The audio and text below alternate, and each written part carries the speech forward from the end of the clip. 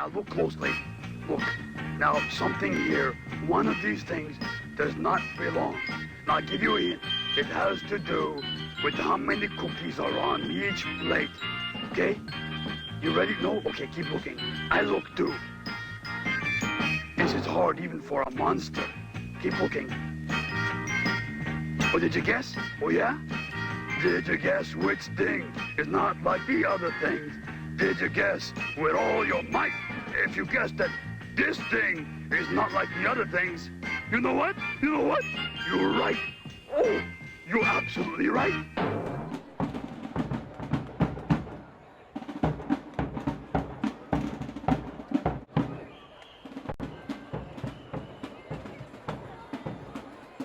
Congress be known as the session which declared all-out war on human poverty and unemployment in these United States. Hello, I'm Siegfried Engelman, Senior Educational Specialist at the University of Illinois. For the past several years, I've been working with Dr. Carl Bereicher at the Institute for Research on Exceptional Children, developing methods and curricula for educating culturally disadvantaged children. Now, the method that I developed is basically deductive. It is not inductive, as many of the current programs are. It is based on the idea that you can work with minimum statements and teach the application of simple deductive rules that give a very precise understanding and a very precise meaning. Wait a minute, Alice. Is this a spoon? No. Is this a spoon? No. Let's say this is not a spoon. That's all I said.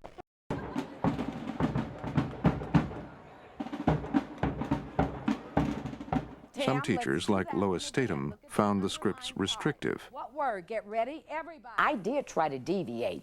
I thought, wow, this is too stilted. I must get in here and put Lois in here, get self in here a little bit. And when I tried to deviate, my kids fell apart. And I thought, okay, I think I'd better go back and try this as it is laid out in the book, see what happens. They fell right into the routine. Sound. Yes. Word. Extend. Sound. What I had to do was to step back and get myself, the adult, who is very literate, out of the way. I had to acknowledge this is about the children. This is not about me and how comfortable I feel. Get ready. Go, let go. Yes, the catch go. Fingers onto the first word of the story. Get ready to read the story the fast way. Get ready. Go, girl, let go. Go on. She likes to go running with her Lego. Go on. She plays with her tail. Try it again. Get ready from the beginning of that sentence. How would it make people less creative? It prescribes, it's limiting, it's structured, it tells you exactly how it should be done. Well, classrooms ought to be more than worksheets. They ought to be more than just multiplication facts. But your kids aren't even getting the basic skills. Well, many of them are not. We're in transition, and all of those things are in flux. You've been in flux for 20 years, and the skills don't improve. I don't think that's quite true. We are educating more students at higher levels today than we've done before. Really? So we are. We're graduating more students than we did before. You're graduating them, but they can't read. That has to be a major emphasis. But it's got to be reading plus and reading for purpose. It's scripted, but it's not rote. Many people feel that children are bored. They're not bored. The children are happy. Once you get tripped on these words, all right? Once the children start achieving success, they want to work harder, and they do work harder. They are happy that they are able to learn. We found that it increased attendance. Children started feeling good about themselves, so they wanted to come to school. What word?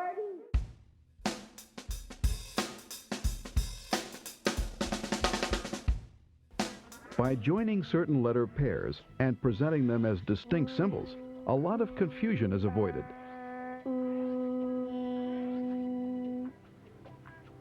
Letters that are silent in words are written small, so kids know not to pronounce them.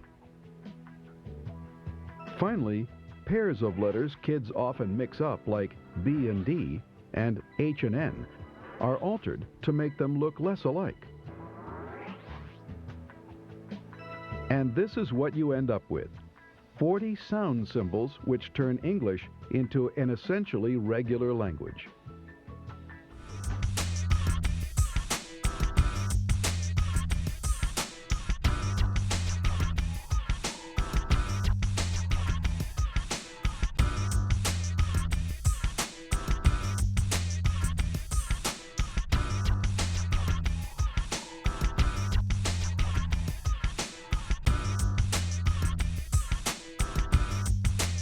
This drill and kill kills creativity. You're trying to make the kids machines. You're cramming it down on little kids who aren't ready.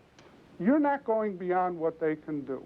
I mean, they're letting you know through their behavior how much they can take. You can tell when they're flagging. You can tell when you need to take a break. We're not going to do stuff that's wrong for the kids. Come on. They're going to resent reading later. They're going to hate math, hate education. We've followed them up. A disproportionately large number of them go to college. The number that go into special ed is reduced, and the number that go into gifted programs is dramatically increased.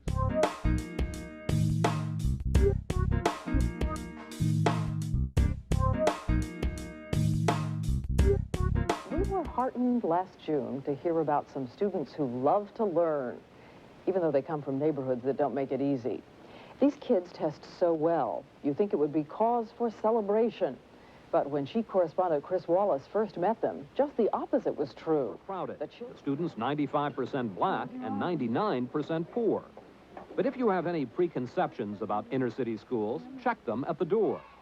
Everywhere Lot takes you in his school, there's a surprise. Geography in kindergarten? Yeah. You're kidding. No, not at all. For instance, Miss Kinney's kindergarten class, where 5-year-olds recite all 50 states without looking at a map. Massachusetts, Rhode Island, Connecticut. Okay, now think about this. You're doing this from memory. What's wrong? I'm not sure I could do this from memory.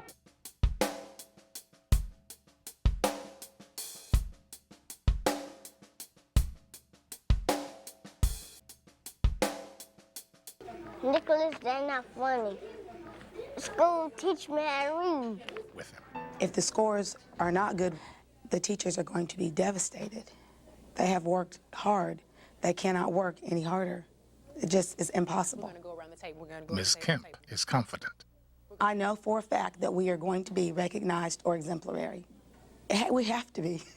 It's a matter of life and death. I'm back. Okay. As James Brown said, I'm back. Gosh, my heart. Do I have a drum roll, Miss Mississippi? Oh, we've been praying all year. So let's see what we got. All right, here, you mark them down. To become a recognized school, Walton needs an average of 80% of the kids passing in reading, math, and writing. Oh, let me get third grade. Reading. All right, third grade reading, 86%. Fourth grade reading is 89%. Oh, my Lord. Fourth grade math, 91%.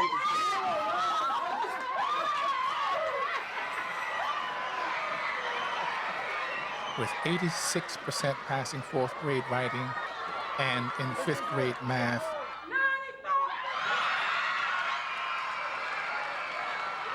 the outcome is clear. We got an average of more than 80 here, more than 80 here, more than 80 here. We're recognized. I would not call the success of this school a miracle because we worked. We worked.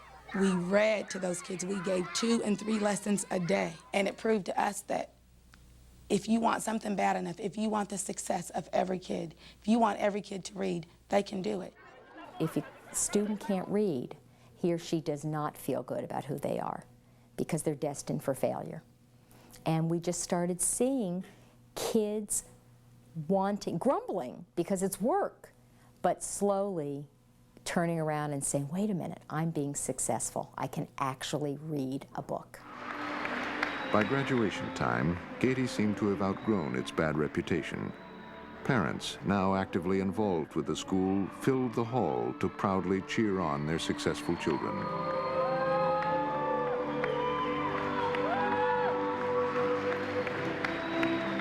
When you experience success and you see kids who you thought maybe would never be able to learn to read start to progress and move up through the levels, I mean, it's tremendously rewarding.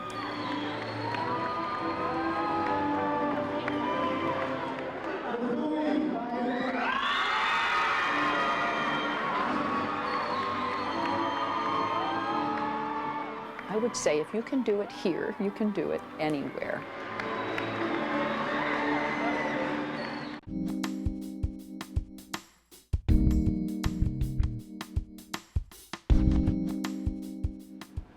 What if somebody could come up with a method of teaching children how to read that was simple and worked every time? Well, that sounds like the impossible dream to many frustrated parents and school kids. But we found such a method. And you may be shocked to find out that most school systems refuse to try it. Why can't Johnny read? She says resentment is so deep at district headquarters that for years, officials there have accused the school of cheating to get its strong test scores. We've had them come in and say, we think they're cheating at Wesley. Can you find out how they're doing it? Just that directly? Just that directly. They're not subtle about it. Why the suspicion? I think they suspect them because they are poor black children. And because in the mindset in the administration, they don't believe poor black children can outperform suburban white children, and they are doing it, and they are doing it routinely. Ms. Fallon, you're making a very serious charge. Right.